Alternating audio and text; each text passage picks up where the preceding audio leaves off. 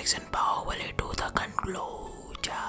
इधर राजमाता आते रहती है और इस गेट से बाहुबली दरवाजा तोड़कर बाहर आता है, पर बाहु को अंदर बंद किसने किया था रे बाबा। यहाँ दरवाजा इतना बड़ा है और जब बाहु रथ को निकालते रहता है तो इस रथ के नीचे वाले भाग तक पूरा दरवाजा आ चुका है और इतना विशाल का प्रतिमा इस कपड़े जितनी लंबाई में ही कैसे आ गया रे बाबा। यहाँ हाथी पगला गया और ये आदमी डर के मारे हंस हंस कर भाग रहा है। वाह भाई। इधर हल्दी हाथी पर पड़ने से पहले ही इसके पीठ में रखा कपड़ा थोड़ा साफ है, पर अब तो पूरा कपड़ा हल्दी से ढका हुआ है और अब यहाँ दोबारा इससे कपड़ा थोड़ा साफ हो जाता है। इस बच्चे के माथे में चोट लग जाता है, पर फूल फेंकते समय तुरंत ही इसका माथे का चोट गायब हो गया।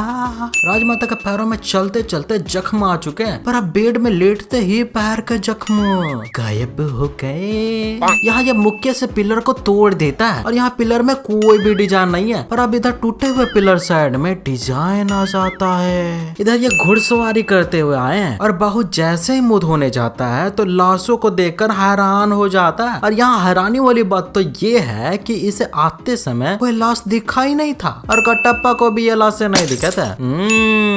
जादू।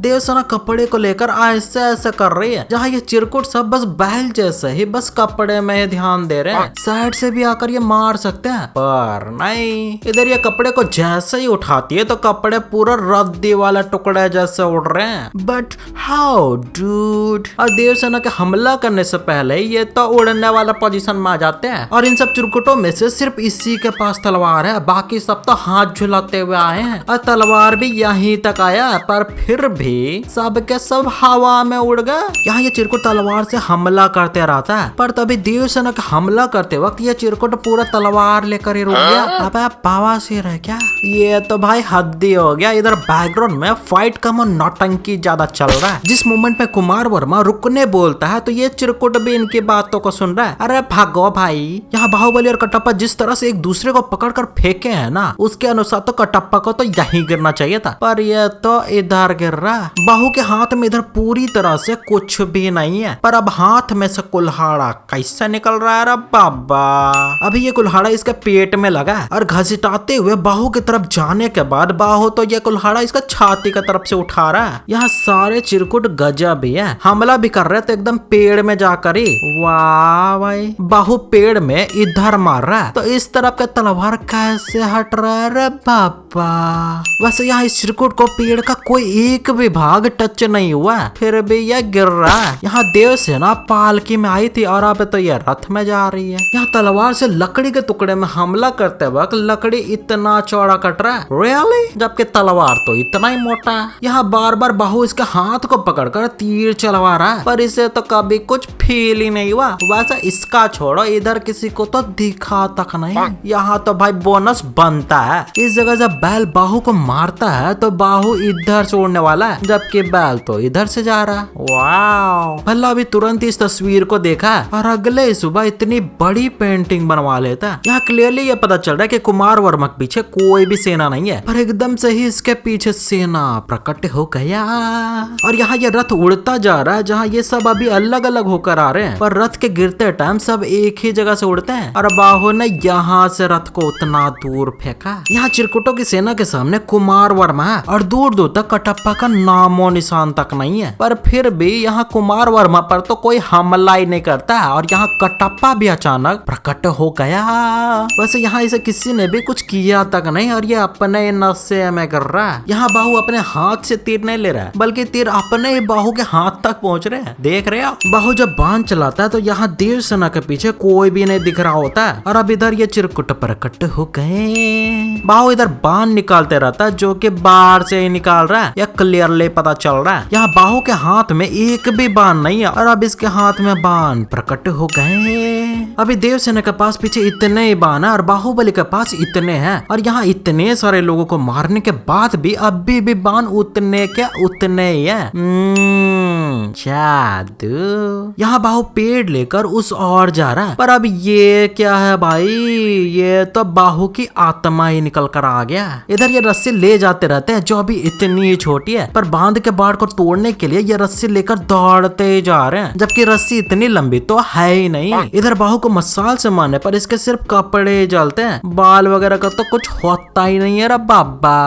अभी ये नाव वाला लकड़ी नीचे गिर गया, पर बाहुबली के उतरते ही वो गिरा हुआ लकड़ी गायब हो गया। इस सीन में पूरी प्रजा बाहुबली के इतना जोर जोर से जय जयकार कर रहे हैं कि पूरा का पूरा जमीन कुर्सी सब हिलने लग गया। रियली? यहाँ देवसेना के हाथ को जंजीर से बांधकर ऐसे रखा गया और बाहु तलवार से जंजीर के बीच में मारता और ये जंजीर तो पूरा ही खुल गया, जबकि जंजीर को तो बस बीच में से कटना चाहिए था, पर ऐसा हुआ ही नहीं। इधर ये रस्सी को खींच रहे जिससे अभी ये नाव नीचे जा रहा है, वो भी ऐसे, पर अब तो ये नाव पानी में ऐसे जा रहा है। अभी कुमार वर्मा ऊपर हाथ घुमाया और ये चिरकुट तो इधर गिर रहा है। वाओ! यहाँ बाहु हाथ की रस्सी को तोड़ते रहता है, जहाँ हाथों में खून ही खून है, पर अब तो इधर से खून गायब हो गया। इधर बाहु को तीर लगता है जो कि पूरा ही ट्रांसपेरेंट है रे बाबा, क्योंकि इधर तीर से आर पार दिख रहा है। यहाँ बाहु के पीछे जो तीर लगा है अभी वो पूरा काली ही है, पर अब तो यहाँ लकड़ी कलर वाला तीर प्रकट हो गया। बाहु के पीछे ढेर सारे तीर लगे हुए हैं, पर अब तो इधर पूरा पीठ में लगा तीर गायब हो गया। अभी आसमान में से बिजली चमकी है और ये सीधा नीचे जमीन में से ब्लास्ट हो रहा है। रियली? बाहु तलवार से इस चिरकुट को मारता और ये तलवार तो बगल से गया हुआ है, क्योंकि पेट में घुसने के बाद इतना तलवार तो हिलता ही नहीं है। यहाँ बाहु हाथ को पीछे रखे हुए और कटप्पा भी, और अब कटप्पा के तो हाथ वैसे ही है, पर बाहु का हाथ तो यहाँ आगे हुआ पड़ा। कटप्पा यहाँ हमला करता है और बाहु इधर पत्थर के पास जाकर रुकता है और इसके गिरते समय ये पत्थर के पास से दूर हो गया। यहाँ भल्ला छाती में कुल्हाड़े को रखकर पूरा मारता है, पर इधर छाती तरफ तो इतू सा भी स्क्रैच तक नहीं आया। इधर बाहु को तुरंत ही अब भी मारा गया और तुरंत ही पूरी प्रजा में इसका खबर फैल गया। रियली? कटप्पा दरवाजे को उठाकर सारे सैनिकों को रोकता है, पर कोई एक भी सैनिक नीचे या साइड से तो आता ही नहीं है। वाह भाई! यहाँ यह बुढ़ाऊ शकुनी सैनिकों के साथ में ही आ रहा, पर सैनिकों के गिरते समय शकुनी तो गायब हो गया। यहाँ 20-25 सालों से देवसेना के हाथ में जंजीरें थी, जिसके निशान पूरी तरह से यहाँ दिख भी रहे, पर अब तो हाथ में से वो निशान गायब हो गया। बाहु अभी यहाँ से तीर छोड़ता है, जो माथे को लेते हुए सीधा भल्ला के पास जाकर सर को डिलीवर करता है, जो कि यहाँ है। रियली? यहाँ बाण क्लियरली सर के बीच में लगा हुआ है, पर भल्ला के पास जो सर जाता है उसमें तो बिच्छू में से तीर का निशान ही गायब रहता है। भल्ला इसका गर्दन को पकड़कर यहाँ उठा लिया, पर यहाँ तो इसका गर्दन भल्ला सही से पकड़ा ही नहीं है। ये तो क्लियरली पता चल रहा है कि ये तो गर्दन से नीचे पकड़े हुए हैं और जहाँ पकड़ने का कोई जगह नहीं है। भल्ला भी इधर से जा रहा है और बाहु जब पीछा करते हुए जंप करता है तो बाहु को तीर ऊपर से लग रहा है, पर भल्ला ने तो तीर नीचे से चलाया। जादू! इधर ये सब बाहु को बचाने आए हैं, जहाँ ये चिरकुट शील्ड के बाहर अपना शील्ड को लेकर खड़ा है। ये भी ऐसे ही है और ये भी, पर इधर से तो नीचे किसी का पैर दिख ही नहीं रहे। वाओ! यहाँ शील्ड से बाहु को यहाँ बचाने की कोशिश चल रही है, पर बाहु तो यहाँ है, जबकि बाण अब भी चल रहा है। यहाँ ये सारे ताड़ के पेड़ दीवारों से छोटे ही हैं और दूर भी, पर फिर भी लगभग लोग दीवार के इस पार आ जाते हैं और ये चिरकुट उड़ते हुए आकर पैरों से जमीन पर लैंड कर रहे हैं। इधर ये सारे चिरकुट क्रॉस हो रहे हैं, पर फिर भी ये सारे तीर धनुष वाले सिर्फ आगे तीर चलाने में बिजी है। अरे इधर भी मार ले भाई, नहीं तो ये मार लेंगे, सॉरी मार देंगे। यहाँ भल्ला रथ में से तीर फायर करता है, जो कि ज्यादातर तीर बाहु के मुंह के पास ही लगने वाले थे, जो कि इन तीरों से ही पता चल रहा है। और नीचे इतना बड़ा शरीर पूरी तरह से ओपन है, तब भी इधर तो एक भी तीर तो लगता तक नहीं है। इधर बैलों के सर में बाहु पैर रखता है और बैल ऊपर उठ जाते हैं, पर इधर पीछे का रथ कैसे उठ रहा है बाबा। यहाँ बाहु को गले में चैन फंसाकर फेंका गया, बट वेट, यहाँ तो बाहु इस डंडे को पकड़े उड़ रहा है और चैन भी इसी में लगा हुआ है। वैसे यहाँ इतना बड़ा लोहे का चैन है जो कि इस इतू सा हैंडल में ही पूरा समा जाता है। यहाँ भल्ला लकड़ी से इधर हाथ की उंगलियों में वार किया, पर इधर तो ये लकड़ी हथेली के बीच में है। यहाँ इसके हाथ में पूरा लकड़ी घुसा हुआ था, जिसका इधर तो कोई निशान ही नहीं है रे बाबा। यहाँ ये ज्यादा ही आटा को छाती में लगाया, जो कि अब पूरी तरह से कम हो गया। यहाँ बाहु इसके गदा को मुट्ठी के इस पोर्शन से मारता है, जो कि लगभग खाली मुट्ठी ही है, और इससे यह हथौड़े को तोड़ दिया। रियली? अभी बाहु का खून शिवलिंग की आंख के राइट तरफ से होता हुआ गया, पर अब तो खून लेफ्ट तरफ से गिरा हुआ है। यहाँ नीचे सिर्फ छोटी छोटी लकड़ियां ही है, पर तलवार लगने के बाद ये तो यहाँ से उठ ही नहीं पाता। वाओ! और जलते समय भी ये नहीं उठता। तो आज के लिए इतना ही गाइस। वीडियो पसंद आया तो लाइक शेयर करें और चैनल को भी सब्सक्राइब जरूर करें।